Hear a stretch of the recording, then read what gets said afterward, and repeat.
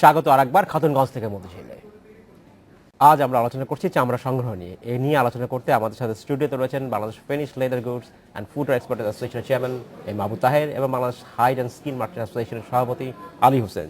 জানাব আলী হোসেন এবং জানাব আবু তাহের, আপনাকে স্বাগত জানাচ্ছি আরেকবার। ধন্যবাদ। যারা তাহের, আপনাকে জানতে চাচ্ছেন, বিরতিতে যাওয়ার আগে আপনি কথা বলছিলেন যে যারা আলী হোসেন বলছিলেন যে এই মুহূর্তে আন্তর্জাতিক বাজারে আমাদের দেশের চাহিদা, আমাদের লেদারের চাহিদা ডিক্লাইনিং ট্রেন্ডে আছে।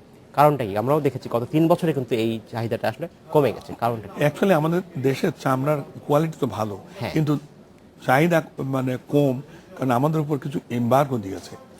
যেমন মানে ইউরোপিয়ান ইউনিয়ন আছে, বড় বড় ব্র্যান্ড বায়ার, তারা বলছে তোমরা হাজারীবাগ থেকে না গেলে, যেহেতু পলিউশন করছো, বুড়িগঙ্গা নদীকে মানে নষ্ট করেছো, সুতরাং তোমাদের চামড়া আমরা কিনবো না। তোমরা পরিবেশ মানে রক্ষা করে তোমরা চামড়া তৈরি করো, আমরা তোমাদের মানে চামড়া কিনবো। তো সেই প্রেক্ষাপটেই তো আমরা মানে হাজারীবাগ থেকে সাভারে ট্যানারি মানে শিল্প এরিয়া শুরু করেছি। কত দূর লাগবে আর এটা মানে ব্যবস্থা যে এখন তো ধরেন সেন্ট্রাল ইটিভির কাজ পুরো দমে চলছে 40-45% কমপ্লিট হয়ে গেছে। এক্সপেকটেশন তাদের মার্চ 31 ভিতরে তারা মানে টেস্টে যাবে, অ্যান্ড জুন 15 নেক্সট ইয়ারের ভিতরে তারা পুরো হ্যান্ড ওভার করবে। এবং আমরাও অনেক ট্যানারি, অ্যাটলিস্ট 25-30টা ট্যানারি পাইল ওয়ার্ক মানে চলছে এবং পাইল প্রায় শেষ পর্যায়ে। তো আমরা মনে করি আমরা যদি আমাদের মানে লোন, অ্যাকচুয়ালি আপনাকে আগেও বলছিলাম, বহুবার মানে যতবার আসছি ততবারই বলেছি আমাদের কিন্তু এই ট্যানারিগুলি শিফট করতে হলে শর্ট টার্ম লোন দরকার। আচ্ছা, আমাদের বিল্ডিং করতে হবে, ওখানে পাইল করতে হবে। আচ্ছা, একটা 50,000 স্কোয়ার ফিটের মানে জায়গা যে পেয়েছে তার বিল্ডিং করতে প্রায় 43-44 কোটি টাকা লাগবে। নতুন এক সেট মেশিন আনতে হবে, সেই মেশিনের টাকা লাগবে, প্লাস ওয়ার্কিং ক্যাপিটাল। এইটার এখন কি অবস্থা? আপনাদের সরকারের সাথে কথা বলেছেন, বা সরকার কেন? সরকারের সঙ্গে মানে ব্যাপার আমরা ধরেন আমাদের মিনিস্ট্রি বা হচ্ছে ইন্ডাস্ট্রি মন্ত্রী সাহেবের সাথে কথা বলেছি, উনি বলছেন এটা আমাদের সাবজেক্ট না। তাহলে ব্যাপার হচ্ছে ফাইন্যান্সের সাথে ফাইন্যান্স মিনিস্টারের সঙ্গে অ্যাপয়েন্টমেন্ট চেয়েছি, এখনো পাইনি। এখন মানে আমাদের মানে ধরেন গভর্নর সাহেবের সাথে কয়েকবার দেখা করেছি, উনি বলছেন মানে হ্যাঁ উনি দেবেন, কিন্তু ওনার একটা অর্ডার দরকার যে স্বল্প সুদে দীর্ঘ মেয়াদী লোন। তা আমরা তো এইটা করেই যাচ্ছি, আমাদের কিন্তু সময় ঘনিয়ে আসছে। যে স্থানান্তর করা হচ্ছে, ট্যানারির কথা বলা হচ্ছে, শুধুমাত্র ট্যানারি শিল্প পাচ্ছে, কিন্তু এইখানে এই পুরো লোকেশনের যে প্ল্যানে, সেই প্ল্যান অনুযায়ী যেমন আলী হোসেন, আপনাদের যে প্রতিষ্ঠানগুলো রয়েছে, আপনারা যারা স্কিন সংগ্রহ করছেন, হাইট সংগ্রহ করছেন, সেই প্রসেসিংটা বোধহয় সাভারের ব্যবস্থা নাই। তাহলে কি এটা পুরোপুরি সেই অর্থে একসাথে কাজ করতে পারবে না? শিল্পনগরী বলতে তো সবকিছু এখানে আসবে, যেমন না, আমাদেরকে এখন পর্যন্ত কোনো প্লট দেওয়া হয়নি। আমরা সরকার বরাবর আবেদন করেছি, না পরিকল্পনা আছে, কারণ আমরা যে 200 একর জায়গা পেয়েছি, প্রথমে আমরা ট্যানারিগুলি নিয়ে যাচ্ছি। আচ্ছা, এরপরে আরো 200 একর সেকেন্ড ফেজে অ্যাকোয়ার করার কথা আছে, যেখানে চামড়া থাকবে। এখন যদি এখন না করা হয়, এখন সরকার তো, আমরা তো সরকারকে প্রেসার করতে পারি, সরকারের সঙ্গে আমাদের এমওইউ আছে যে আরো ফার্দার 200 একর জমি তারা আমাদেরকে অ্যাকোয়ার করে দেবে, যেখানে কেমিক্যাল থাকবে, যেখানে হাইটস মানে থাকবে, যেখানে ওয়ার্কারদের মানে হাউজিং হবে, হাসপাতাল থাকবে। তো এখন এটা তো ব্যাপার ধরেন যেহেতু মানে জমিটা অ্যাকোয়ার করে দিলে আমরা জমিটা ডেভেলপ করে নিতে পারবো। আলী হোসেন, এখন তাহলে কি অবস্থা হবে যদি আমরা ট্যানারিগুলো মার্চ মাস থেকে চলে যায়, যেটা জনাব আবু তাহের বলছিলেন? তাহলে এখন যে ইনিশিয়াল যে প্রসেসিংটা হয়, ট্রিটমেন্টটা হয়, যেটা আপনাদের করেন আপনার, তখন সেই কাজটা আসলে কিভাবে সমাধান হওয়া সম্ভব? অ্যাকচুয়ালি এখন হাজিরবাগ থেকে ট্যানারিগুলো যদি সাভারে শিফট হয়ে যায়, আমরা তাদের থেকে বিচ্ছিন্ন হয়ে যাব, এবং বিচ্ছিন্ন হয়ে যাওয়ার ফলে আমাদের শত শত কোটি টাকার যে লেনদেন আছে, এটা আমাদের প্রাপ্তি ভবিষ্যতে অনিশ্চিত হয়ে যাবে। আর সেকেন্ডলি, আমরা পরিবেশবাদীরা যেমন হাজিরবাগে আন্দোলন করছে এখান থেকে শিফট হওয়ার জন্য, আমাদের এরিয়ায় কিন্তু যে আমরা মার্কেট আছে, সেই মার্কেটেও পরিবেশবাদীরা হয়তো পোস্তা এলাকা আন্দোলন করবে, কারণ বুড়িগঙ্গাকে ঘিরে আপনার এই মার্কেটটা তৈরি হয়েছিল। বুড়িগঙ্গা যেহেতু দূষিত হয়ে গেছে, ফার্দার আরো যাতে দূষিত না হয়, এলাকার লোকজন অলরেডি আমাদেরকে আপনার ইয়ে করছে, আপনার অবজেকশন দিচ্ছে যাতে মার্কেট এখান থেকে সরে নেওয়ার জন্য। তা আমরাও চাচ্ছি শিল্পনগরীতে আমাদের জন্য জমি বরাদ্দ দেওয়া হোক, আমরাও ওখানে একটা মার্কেট তৈরি করতে পারি, যাতে গঠন করতে পারি।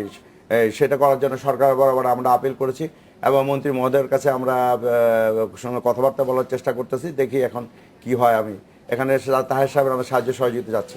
এখানে আমি মানে আলী হোসেন সাহেবকে একটু মানে সহায়তা করি।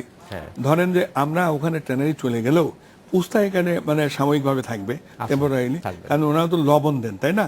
লবণ দেওয়া চামড়া আমরা এখান থেকে নিয়ে ওখানে মানে চালাবো। কারণ এটা আমাদের মানে ব্যাপার হচ্ছে until we get the land, আরো 200 একর, মানে ততদিন পর্যন্ত এটাকে চলতে দিতে হবে।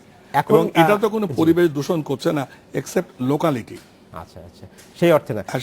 এখন যদি আপনি ট্যানারিগুলো স্থানান্তর হয়ে যায় হাজারী সাভারে, আপনাদের শ্রমিকগুলো আসলে কি হয়ে থাকবে সেখানে? আমাদের শ্রমিকের বা পৌঁছে ধরেন হেমায়তপুর ট্যানারি কিন্তু মানে এখান থেকে খুব বেশি দূরে নয়, অ্যাবাউট 45 মিনিটস টু 1 আওয়ার লাগবে। যদি ওয়ার্কাররা মনে করে আমরা এখানে থাকবো, এখান থেকে ওখানে যাব, যেতে পারে। ওখানেও ধরেন প্রচুর গার্মেন্ট শিল্প তো উঠে আশেপাশে আছে, কাজে ওই এরিয়াতে অনেক বাসস্থান তৈরি হবে। আমি মনে করি না মানে ব্যাপার হচ্ছে যে মানে বসবাসের মানে বাসস্থান হবে না, এটা আমি ঠিক মনে করি না। তারপরও যদি মনে করেন যে আমাদের শ্রমিকরা এখানে অনেকদিন বাস করে, এখানে থেকে ওখানে যেতে চায়, দে ক্যান ডু ইট। আচ্ছা, কিন্তু যেটা হয় যে একটা সময় হয়তো বলবে যে আবার অপরিকল্পিতভাবে গড়ে উঠেছে বাসস্থান, বা তখন এখন জাহিদ সাহেব একটা জিনিস দেখেন, মানে আমাদের কিন্তু বাসস্থান তৈরি করার মানে পরিকল্পনা উদ্যোক্তাদের নাই, কারণ উদ্যোক্তাদের কাছে টাকাও নাই, সময়ও নাই। এটা একমাত্র সরকারের পলিসিতে হতে পারে। সরকার যদি কোনো বাসস্থান মানে তৈরি করতে চায় শ্রমিকদের জন্য, 50 বছরের লোন দিতে হবে, ইন্টারেস্ট লো হইতে হবে। বিভিন্ন দেশে দেখেন, আপনি চায়নাতে দেখেন, তারা বাসস্থান তৈরি করছে 50 বছরের জন্য হাউজিং লোন দেয়। আমাদের এখানে কি আছে? তাহলে এখানে আমাদের শ্রমিকরা কিভাবে মানে মানে নিজেদের বাসস্থান পাবে বা তৈরি করবে? এটা কিন্তু সম্ভব না। আমাদের পলিসিতে আসতে হবে। ধন্যবাদ জনাব আলী হোসেন। আমি আপনার কাছে ফিরে যাই, আবার একটু চামড়া সংগ্রহে যাই। আমরা যে পদ্ধতিতে চামড়া সংগ্রহ করছি সেটা বহুদিন ধরে চলছে এবং একই পদ্ধতি, যার কোনো আসলে উন্নতি হয়নি। আমাদের কোরবানির সময় হয় এবং যেটা হয় সেটা মূলত কোরবানির সিজনটা হয়। কিন্তু এখন কি আমরা একটা সেন্ট্রালি কষাইখানা চিন্তা করতে পারি কিনা, ভবিষ্যতে কথা করতে পারি কিনা, তাহলে চামড়ার কোয়ালিটিও ভালো থাকবে এবং সংগ্রহ করতে সুবিধা হবে? এই জাতীয় যদি কোনো নতুন কিছু বা আপনারা পরিবর্তন আনার চিন্তা করছেন কিনা? আমরা ঈদের পূর্বে মাননীয় বাণিজ্য মন্ত্রীর সঙ্গে কথা বলেছি, ওনাকে একটা আধুনিক কষাইখানা নির্মাণ করতে বলেছি এবং সেখানে একটা ইনস্টিটিউট হবে, প্রশিক্ষণের ব্যবস্থা করা হবে আর কি। সেখানে আপনার দক্ষ কষাই তৈরি করা হবে, গরু জবাই যাতে দক্ষভাবে হয় এবং চামড়াটাকে কিভাবে প্রক্রিয়াজাত করা যায়, বিশেষ করে ঈদ মৌসুমকে ঘিরে আপনার চামড়াটাকে কিভাবে প্রক্রিয়াজাত করা যায় এবং প্রচারের ব্যবস্থা করার জন্য বলছি।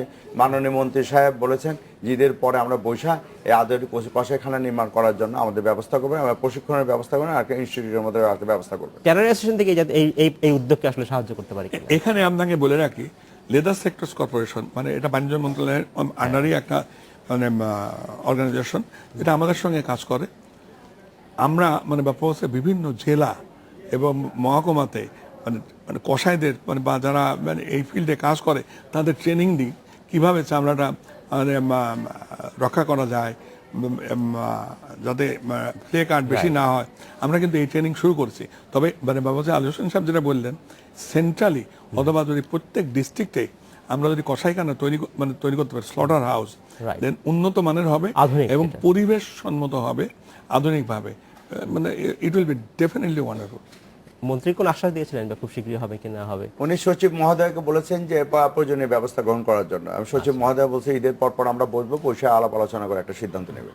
আশা করছি ইনশাল্লাহ হবে। অসংখ্য ধন্যবাদ জনাব আলী হোসেন। জনাব আবু তাহের, আপনাকে অসংখ্য ধন্যবাদ। সময় সর্বজন আজকে আমাদের এখানে শেষ করতে হচ্ছে। ভবিষ্যতে নিশ্চয়ই আপনার সাথে আমাদের আবার কথা হবে। ধন্যবাদ। এই ছিল আজকের মতো খাতুনগঞ্জ থেকে মতো ছেলে। আমাদের সাথেই থাকবেন, দেখা হবে আবার।